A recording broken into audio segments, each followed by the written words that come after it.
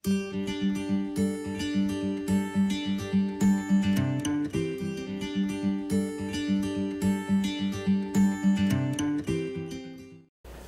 umaga po sa ating lahat, lalo kayo na nandyan sa inyong mga tahanan, ang aming mga kapatid na nasa ibang bansa. Ang pangalan ng ating Panginoon Diyos ang sumainyo at mararamdaman ninyo ang patuloy na kasaganahan at kung ano man yung inyong pinagdadaanan, hayaan nyo na ang Diyos ang magiging kasama ninyo.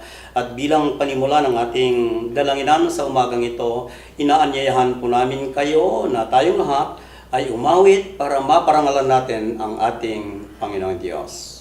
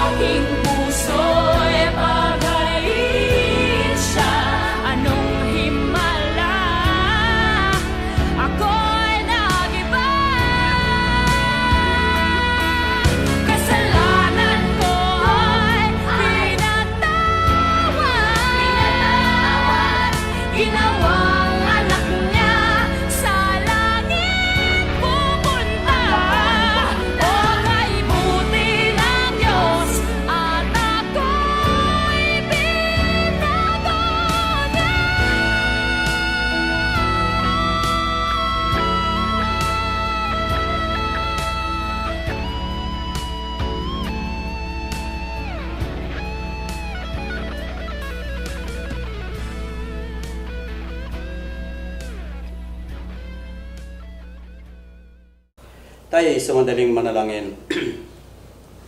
Banal namin Diyos na makapangyarihan, thank you so much for your love and kindness that you have given for all of us.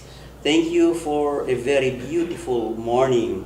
Salamat na Diyos dahil ibinangon at ginising mo kami na meron kaming buhay na malakas. Ligtas kami sa anumang kapahamakan sa buong magdamag ng aming buhay. Pinatnubayan mo kami at ngayon ay sama-sama kami para muli naming ibalik sa inyo ang aming papuri at pagpaparangal dahil sa inyong ginawa sa amin. Ito ay dahil inibig mo kami. Sa pangalan ni Kristo na aming Panginoong Diyos, ito po ang aming panalangin. Amen. Amen. Inaanyayahan ko kayo na bumuklat tayo ng banal na salita ng ating Panginoong Diyos. Ito ay sulat ni Apostol Pablo sa mga taga-Roma sa Kabanata 8 sa talatang 1 hanggang sa 11. Medyo mahaba-haba ito. Ngunit hayaan nyo na basahin ko para makita natin ang buod ng mga talatang ito. Kaya nga, hindi nahahatulang maparusahan ang mga nakipag-isa kay Kristo. Nais kong ulitin po yung mga talatang ito. Ang wika ng ating Panginoon, hindi nahahatulang maparusahan ang mga nakipag-isa kay Kristo Jesus. Wala na ako sa ilalim ng batas ng kasalanan at kamatayan sapagkat pinalaya na ako ng batas ng Espiritong nagbibigay buhay, bunga ng pagkikipag-isa kay Kristo Jesus. Ginawa ng Diyos ang hindi nagawa ng kautusan dahil sa likas na kahinaan ng tao. Sinugo niya ang kanyang sariling anak sa anyo ng taong makasalanan upang maging handog para sa kasalanan at sa anyong iyo'y hinatulan niya ang mga kasalanan. Ginawa niya ang lahat ng ito upang ang hinihingi ng kautusan ay may sakatuparan sa atin na namumuhay ayon sa Espiritu at hindi ayon sa laman. Sapagkat ang mga namumuhay ayon sa hilig ng laman ay nahuhumaling sa mga bagay na ukol sa laman. Ngunit ang namumuhay sa patnubay ng Espiritu ay nagsisikap upang sa mga bagay na espiritual. Ang pagkahumaling sa mga bagay ukol sa laman ay magbubulid sa kamatayan, ngunit ang pagsisikap sa mga bagay ukol sa Espiritu ay magbubunga ng buhay at kapayapaan. Sapagkat kalaban ng Diyos ang sinumang nahuhumaling sa mga bagay ukol sa laman, hindi siya sumusunod sa kautusan ng Diyos at hindi niya kayang sumunod. At ang mga nabubuhay ayon sa laman ay hindi maaaring kalugdan ng Diyos. Ngunit hindi na kayo namumuhay ayon sa laman, kundi ayon sa Espiritu. Kung talagang nananahan sa inyo ang Espiritu ng Diyos, kung ang Espiritu ng Kristo wala sa isang tao, hindi siya kay Kristo. Ngunit kung nasa inyo si Kristo, bagamat patay na ang inyong mga katawan, dahil sa kasalanan, buhay naman ang inyong espiritu dahil sa pinawalang sala na kayo.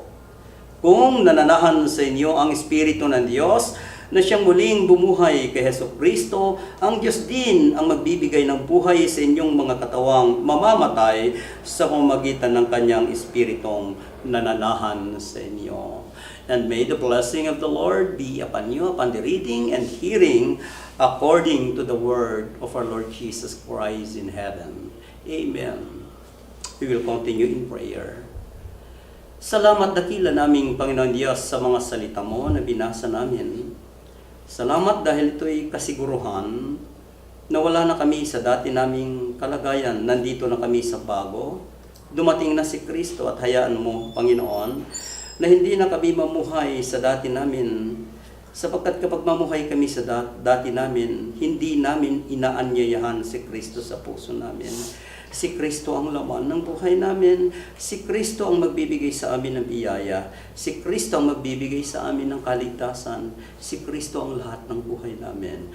Tulungan mo kami sa maiksing pagdili-dilian naming mga salita mo at hanggang sa aming mga panalangin sa inyo. Sa pangalan ni Kristo na aming Panginoong Diyos. Amen. Muli, sa pangalan po ng ating iglesia at sa pangalan ng ating Panginoong Diyos, welcome to the community of faith. Wini-welcome po namin kayo. Ako personally, nandito ako, so kinalalagyan ko, nandyan kayo sa inyong mga tahanan, saan man kayo naroroon. Ngunit ang pagbati at pag-welcome namin sa inyo ay gano'n na lamang sapagkat wine-welcome namin kayong lahat dahil kayo ay bayan ng Diyos. Wala na sa inyo ang dati ninyong pagkatao. Maraming mga pagkakataon sa mga dati nating pagkatao na napakahirap sundin ang sumunod kay Kristo. In the past, without Jesus Christ, we are nothing. We follow according to the law. Kung ano man yung inaatas na ito yung batas, ito yung sinusunod natin.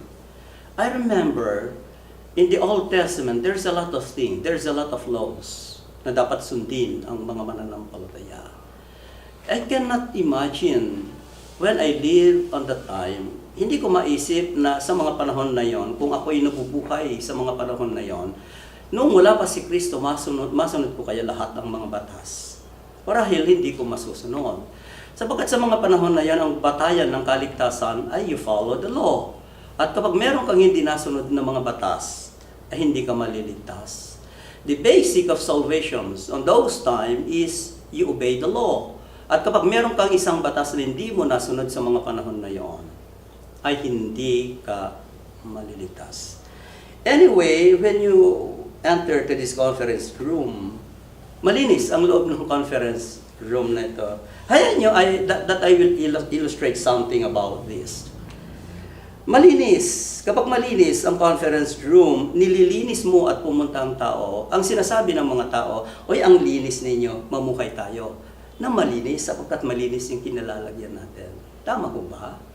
Kapag nandun ka sa lugar na hindi malinis, at dumako ka doon at malinis ka, merong dumarating at dumadapos sa isip mo, na sumasagi sa isip mo, bakit naman hindi malinis? Bakit naman ganito, hindi ganito ang sitwasyon, at hindi ito ang kalagayan ng buhay ko. Diba? Mga kapatid, home o the uncondemned, this is ours. Ito yung tahanan natin na hindi nawala ng condemn. Ang ganda yung aking binasa kanina na una. Kaya nga, hindi nahahatulang maparusahan ang mga nakipag-isa kay Kristo. What I mean is that we are now on the time that uncondemned. Hindi na tayo hahatulan because we are now living in Christ. We are not living in laws. We are not living in sin. Ang mga kasalanan natin ay binawi ng ating Panginoon Diyos. Did you remember one of the meaning on the cross? The Lord Jesus Christ gave Himself to the cross in order that all our sins can be forgiven. Dahil bago na tayo.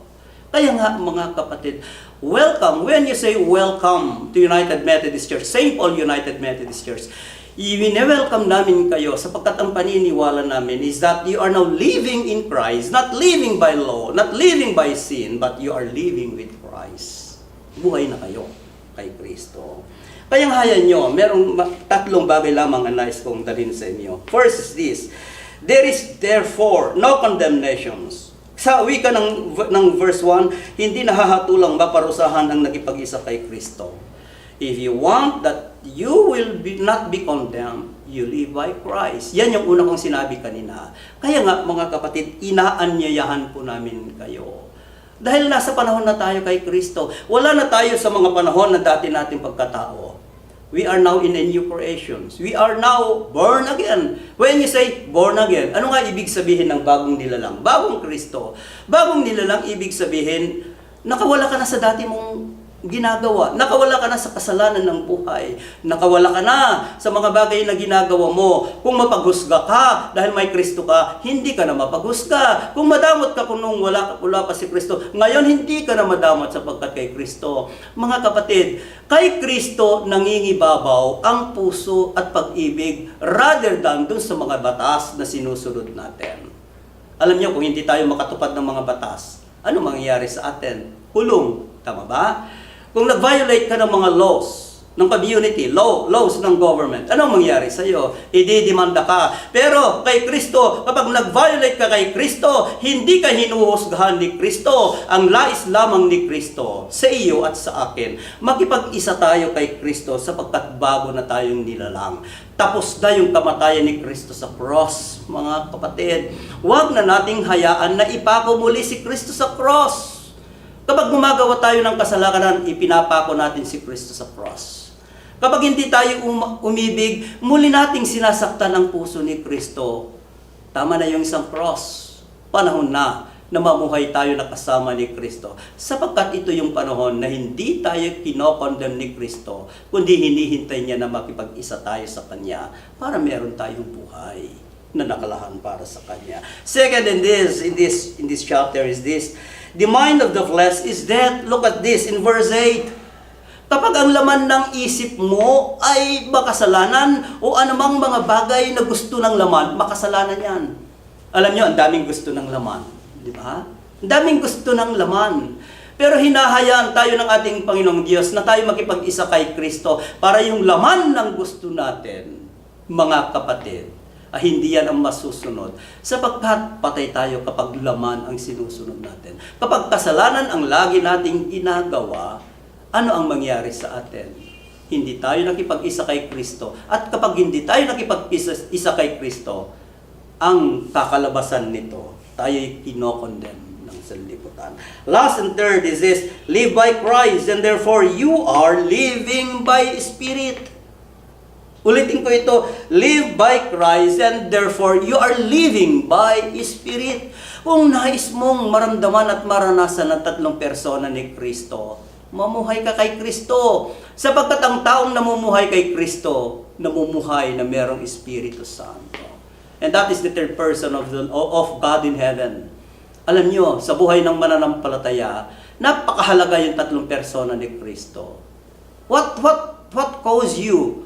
When I say napakahalaga yung Espiritu ni Kristo, Espiritu ng Diyos na nasa inyo. Because the Spirit is the one to encourage you. Because the Spirit is the one to give you insight of a good and spiritual life. Yung banal na Espiritu ang siyang magbibigay sa atin na sa kabila na wala ng pag-asa. Meron tayong pag-asa sapagkat the Holy Spirit will be the one to guide us and give energy in order that we will continue to serve the Lord. Kaya mga kapatid, itong maiksing meditasyon natin ito, sana ang hamon ko sa inyo, tayong lahat, wala man kayo dito sa aming kinalalagyan, nasaan man kayo, anuman yung sitwasyon ninyo sa buhay, anuman yung pinagdadaanan ninyo sa buhay, huwag kayong babalik sa dati ninyong kalagayan. Huwag kayong babalik sa dati ninyo na wala si Kristo sa puso ninyo. Kasi kapag babalik kayo doon, anong mangyari sa atin? Hindi natin maintindihan ang mga darating pang pagsubok sa buhay. In order that all problems in any circumstances arises in life, if you want a victory, live by Christ, not live by law or sin, but live in Christ. Yan ang pinakamahalagang bagay na nasa atin, mga kapatid. Mamuhay tayo na may Kristo, mamuhay tayo na may pag-ibig, mamuhay tayo sa mga panahon na ramdam na natin ang ating Panginoong Jesucristo. Kaya inaanyayahan, patuloy na inaanyayahan po namin kayo. Kung meron kayong pinagdadaanan, makisabay po kayo sa amin, sa aming panalangin. Kung meron kayong nais na mangyari sa buhay ninyo, whether it is your family, whether it is your profession, whether it is your physical conditions, or anything else, mga kapatid, put your heart in us in prayer. At walang ibang makakatulong sa atin, kundi ang ating Panginoong Diyos. Kaya kayo na nandiyan, kung dumating ang mahalagang kaganapan sa buhay ninyo, ang inyong mga kaarawan, ang inyong mga wedding anniversary, kung kayo ay pinagpala ng ating Panginoong Diyos, kung kayo ay binigyan ng kagalingan ng ating Panginoong Diyos, kung patuloy na binibigyan kayo ng lahat ng mga bagay na pangangailangan ninyo, ito yung panahon na lalo nating iugnay ang ating sarili in prayer. Because in prayer, dinadala natin ang lahat ng ating bagay na mangyari sa buhay natin. Remember, prayer is communications. Prayer is only near with us. Prayer is the Lord inviting the Lord Jesus Christ in our side para sa mga bagay na pinagdadaanan natin. Kapatid, hold your faith. Kapatid, manalangin ka. Kapatid, paniwalaan mo ito. Kapatid, iugnay mo ang iyong sarili. Kapatid, huwag ka nang babalik sa dati mong kasalanan, sa dati mong pinagdadaanan, kundi kapatid, dalhin mo si Kristo sa buhay mo at sa puso mo. At ang katiyakan, pagpapalain ka ng Panginoon. Amen o ba doon? Amen. Amen. Tayo sa madaling manalangin. Banal naming Diyos na makapangyarihan, ikinagagalak at ipinagpapasalamat po namin ang inyong dakilang pag-ibig at biyaya. Ang makapangyarihang Diyos naming pinaglilingkuran ay Diyos na patuloy na umiibig At patuloy na nagbibigay sa amin ng mga pangangailangan at dinirinig ang aming mga panalangin, ang aming mga concerns, yung aming mga karamdaman, yung mga pangangailangan namin sa buhay, yung mga tao na hindi nakakaintindi sa amin, yung mga bagay dakila naming Panginoon Diyos na tila baga napakabigat na sa amin. Wala kaming mapupuntahan. Ngunit salamat sapagkat ang mga panalangin ito ang siyang nag-uudyok sa amin na ikaw ang magiging laman ng buhay namin. Alisin na namin ang mga kasalanan na dati naming pagkatao. Mamuhay na kami na ikaw ang kasama namin. Mamuhay kami na isabuhay namin ang pangalan ng aming Panginoon Diyos. Ang Diyos na nagsugo ng kanyang bugtong na anak, na sa iyo naming ibinabalik ang kapurihan at karangalan sapagkat ikaw ang aming Panginoon Diyos. Let your love remain in our heart. Let your forgiveness for us remain in our hearts so that we forgive those persons who are not lovable for all of us. Teach us, dear Lord, that we will become, or that we put ourselves in a humble heart. Teach us, dear Lord, that we will become a Christ in image. If what the Lord done when He is alive on earth, put that in our image so that we will be the one to salt and light of this community. Dear Lord, Ikaw ang aming Panginoon Diyos. Ikaw ang dakilang tagapagligtas sa amin.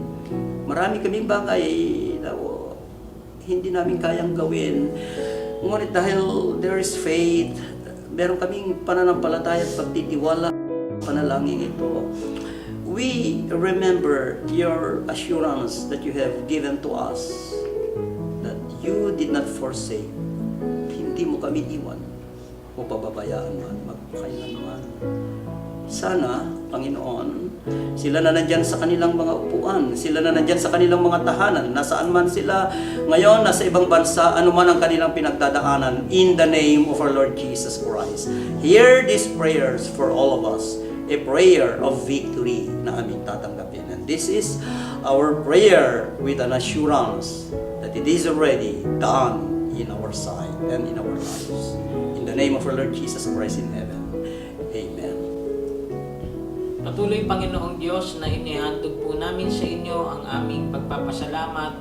Pagpapasalamat dahil ginawa mo ang lahat para sa amin, Panginoon. Salamat po, iniligtas mo kami sa kapangyarihan ng kasalanan at kamatayan sa pamamagitan ng banal na Espiritu na iniwan mo sa amin, Panginoon. Dakilang Diyos, patuloy, Panginoon, na inilalapit, dinudulog po namin sa inyo ang kalagayan po ng aming pamilya, kalagayan ng aming lipunan at kalagayan ng aming bansa, gayon din po ang kalagayan ng buong mundo, O Diyos. Panginoon, hayaan nga po ninyo na patuloy pa rin naming makita yung mga bagay na dapat po naming ibalik sa inyo bilang pagpapasalamat na sa pamamagitan po nito, Panginoon, ay nakikita po namin ang inyong patuloy na pagkilos, ang inyong kahabagan at ang inyong kabutihan, Panginoon.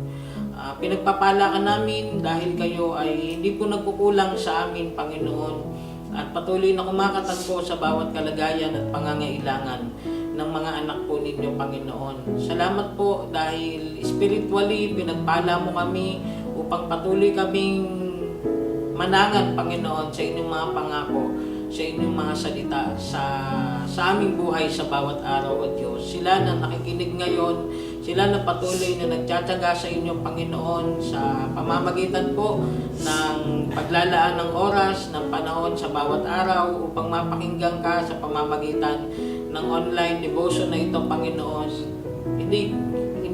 Nauna ka na upang katagpuin kung ano man ang laman ng kanyang puso ngayon. Purihin ka, O Diyos, at pasasalamat ay patuloy naming inihandog sa inyo sa tanging pangalan ng inyong anak na si Jesus. Amen. Amen. God, salamat po sa mga ganito na muli ay bigyan mo kami ng buhay at kalakasan upang kami ay patuloy mo magamit sa iyong gawain. Kaya sa umaga nito, Panginoon, ay alam po namin na kahit kailan ay hindi mo kami pababayaan, ni pagkukulangan man. Alam ko, Panginoon, na lagi mong pinuprovide ang aming mga pangangailangan. At iyong mga anak na nagtatapat sa iyo, kailanman ay hindi mo pababayaan. Kaya sa umagang ito, Panginoon, alam ko po na kaming mga manggagawa na binigyan mo ng ministry sa iglesyang ito, alam ko, Panginoon, na kami ay iyong pagpapalain, iingatan, sapagkat alam namin, Panginoon, na ginagawa namin ang aming makakaya for your glory. Kaya, Panginoon Diyos, tulungan mo po higit sa lahat ang mga miyembro ng iglesyang ito, na nawa saan man po sila naroroon, ipadama mo, Panginoon, na mahal mo sila, at kailanman ay hindi mo sila pababayaan ng pagkukulangan man. Kaya, Panginoon, dalangin ko po na sana po kung maaari ay kung yung nanaisin ay matapos na ang pandemic na ito, upang kami ay patuloy na magkaroon ng pagsasama-sama na pag-worship sa iyo, Panginoon, na alam ko matagal na rin pong namimiss ng bawat isang miyembro. Alam ko, Panginoon, na hindi lamang sa simbahan matatagpuan ka, pero, Panginoon, yun po ang lugar na kung saan ay ginawa mo upang kami magpuri sa iyo. Kaya, Panginoon Diyos, ingatan mo po at pagpalain ang miyembro ng iglesyang ito ng St. Paul United Methodist Church, ang mga bata na, Panginoon, sa kanilang kamusmusan ay patuloy mong binibigyan ng pagkakataon na makinig sa iyong mga salita. Kaya, Panginoon, gabayan mo po sila sa kanilang kabataan, sa kanilang kamusmusan. Nawa ay patuloy mo silang ingatan. At lalo na po yung mga senior citizen, Panginoon. Alam ko po na may pagkakataon sila nanghihina. Nawa, Panginoon, palakasin mo po sila, hindi lamang physical, kundi ang kanilang spiritual life sa iyo, Panginoon. Ganon din ang mga kalalakihan at ang mga kababaihan at ang mga kabataan, Panginoon. Naway patnubayan mo po ang iglesia nito, Panginoon. Naway walang maging sagabal para hindi namin magawa ang aming mga gawain for your glory, Lord. So thank you, Lord, sa lahat-lahat. Ito po ang aming dalangin sa pangalan lamang ni Jesus na aming Panginoon. Amen. Minamahal naming Diyos na makapangyarihan sa lahat, ang Diyos ni Abraham, Diyos ni Isaac, at Diyos ni Jacob, at Diyos namin sa pangalan ni Jesus. Panginoon, kami po ay nagpapasalamat sa iyo sapagkat hindi mo kami iniwan o kaya hindi kami nagdarahop, o Diyos, dahil sa iyong kahabagan sa amin. At nang nais po namin, Panginoon, na ipahintulot niyo po na umaapaw na pagpapala, lalo po sa mga nakikinig sa oras na ito. At nawa, Panginoon, kung sila may mayroong mga suliranin o problema sa kanilang buhay, Panginoon, igawad niyo po ang iyong pagpapalang sa kanila na malutas ang kanilang mga suliranin, o Diyos. Sa mga kapatid namin na nakikinig ngayon, o Diyos, na mayroon silang kahirapan sa buhay, Panginoon, ipahintulot niyo po ang iyong kapayapaan at kasaganaan ay maranasan ng aming mga kapatid na ito. O Diyos, salamat din po sa mga membro ng St. Paul United Methodist Church sa kanilang pagmamahal sa amin, at hindi kami nagkukulang, hindi kami salat sa anumang mga bagay, sapagkat ipinuprovide nila, Panginoon, ang aming mga pangailangan, at nais po namin nagantihan niyo po sila, Panginoon, na mga pagkapalang umaapaw at magkaroon sila ng kapayapaan, kasaganaan ng buhay, at ang kanilang mga negosyo, o Diyos, ay naway umunlad at maging masagana pa, Panginoon, upang mayroong magagamit ang iyong iglesia. O Diyos, hayaan niyo po na ang panalapi ng simbahang ito ay magiging pagkapala, hindi lang po sa amin, kundi sa mga programa ng aming simbahan, ang The Nurture Ministries, the Outreach Ministries, and witness or evangelism ministries, Lord, na ito ay magiging dahilan upang mas marami pang makikinig at maniwala sa iyo at maraming maging alagad mo, O Diyos. Hayaan niyo po na ang binhi na hinasik ng aming minamahal na Administrative Pastor Rani Jacinto, O Diyos, ay magiging pagpapala ito sa mga nakikinig at ito ay magiging bibigay sa kanila ng kalakasan at pag-asa na mayroong Diyos na maasahan. Panginoon, ipahintulot niyo po na ang aming mga dalangin nito ay mangyayari sa kanila, O Diyos. Hayaan niyo po kami ang magiging instrumento ng iyong pagkapala sa pamagitan ng aming panalangyanan na ito at ganyan po sa iyong banal na salita. Panginoon, ipahintulot niyo po, O Diyos, sa lahat ng mga nakikinig ang umaapaw na pagkapala ang siyang naranasan at katugunan ng kanilang mga pangailangan kung mayroon man silang kahirapan sa buhay na ito, O Diyos. Ikaw ay Diyos ni Abraham at ang sinumang nanalig sa iyo ay kabahagi ng iyong mga pinangako kay Abraham. Pagpalain niyo po, O Diyos, at ganyan po ang aming paaralan, Panginoon, ang St. Paul Grade School. Gamitin niyo po ito upang ang mga bata, ang mga estudyante ay magkaroon ng transformation sa buhay nila. Ang mga nangasiwa ng aming paaralan, ang mga staff at estudyante, O Diyos, mga teachers, pagpalain niyo po sila. Lord, huwag po kayong magsawa sa amin. Pakinggan niyo po ang aming mga dalangin at pagpalain mo rin po ang Galilee Ministry, lahat ng mga membro nito. At salamat din po kay Aaron Singkuan na ginamit mo siya upang maging kaakbay namin sa gawain ito, online prayer covenant and also worship service. Salamat po sa pangalan ni Jesus. Amen. Amen.